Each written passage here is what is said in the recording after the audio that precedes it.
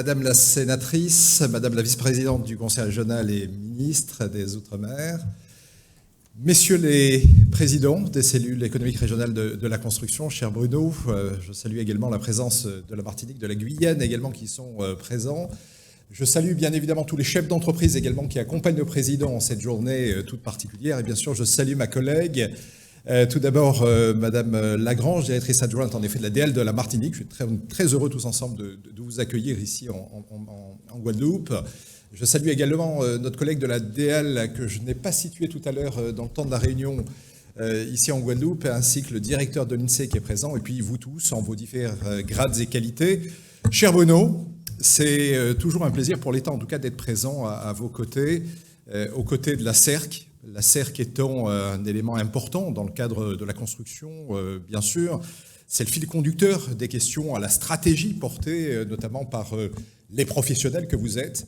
C'est aussi le sens de l'action, le sens également des mesures qui doivent être portées, mais également la notion de cette lisibilité qui est si importante à nos territoires pour en connaître de ce qui concerne en effet des éléments de construction, pour ce qui concerne en effet des marchés qui sont en cours, mais également pour donner de la lisibilité sur l'économie. Madame la ministre parlait tout à l'heure par ailleurs de cet observatoire qui est important également, qui est au sein de la région, parce que l'observatoire nous donne un profil également type d'une médiane de l'économie en fonction de la capacité de surseoir aux éléments de difficulté que nous avons tous traversés, la partie Covid, la partie de la crise économique, les mouvements sociaux que nous avions connus en novembre, la question également à la résistance et la résilience finalement d'un certain nombre de secteurs d'entreprise dont il est question, et particulièrement le secteur du BTP est un des éléments essentiels sur la nature de la vitalité de nos entreprises. Quand le secteur du BTP, on le sait, va mal,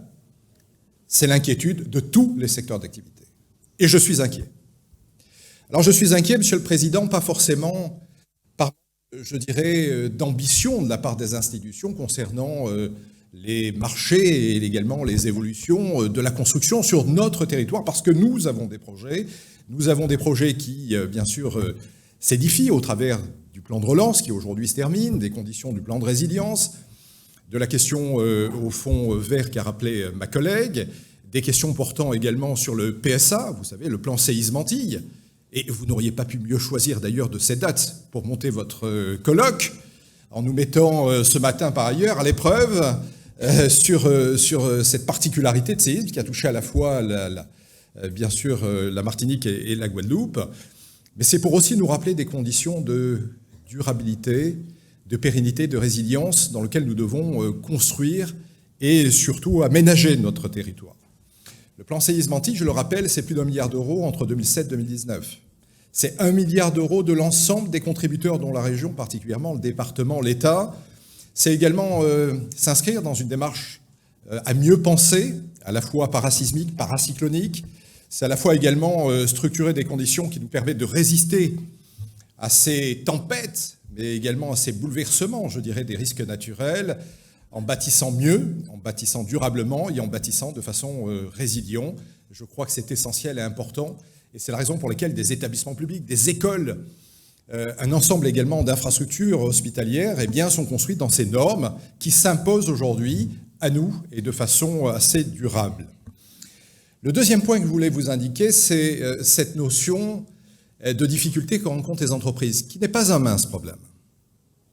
J'ai reçu encore récemment le président de la fédération, bien sûr, de la FRBTP, que je salue s'il est dans la salle, qui m'a fait part également de ces difficultés que traversaient les entreprises du bâtiment. Peut-être vos entreprises, par ailleurs.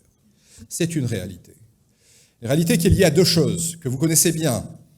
D'une part, la notion des surcoûts, dont certains ont tendance à en faire un peu trop, disons-le, parce que la crise ukrainienne a bon dos, elle ne peut pas porter non plus de tous les défauts, hein, voilà.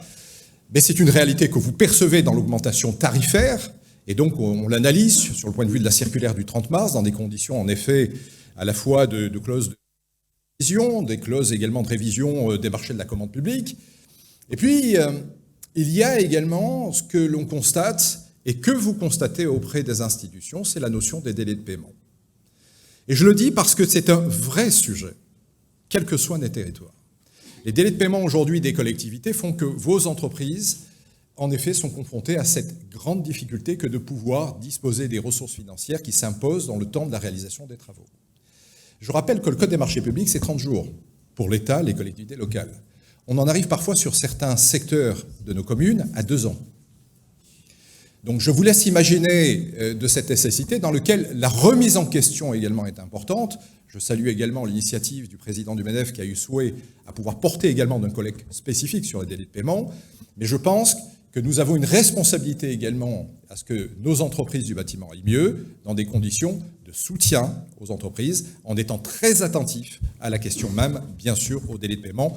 C'est un point, je pense, qui est assez fondamental et important. Alors la CERC, oui, on l'a porté avec vous, Madame la Ministre, on l'a porté également avec l'ensemble des collègues des DEAL, ici et dans d'autres territoires, parce que, Bruno, vous aviez saisi de cette opportunité et de cette importance qu'il y avait à pouvoir mettre en place à la fois des notions de notes de conjoncture, des notions également de tableau de bord, des notions également de prévisibilité également des conditions de marché.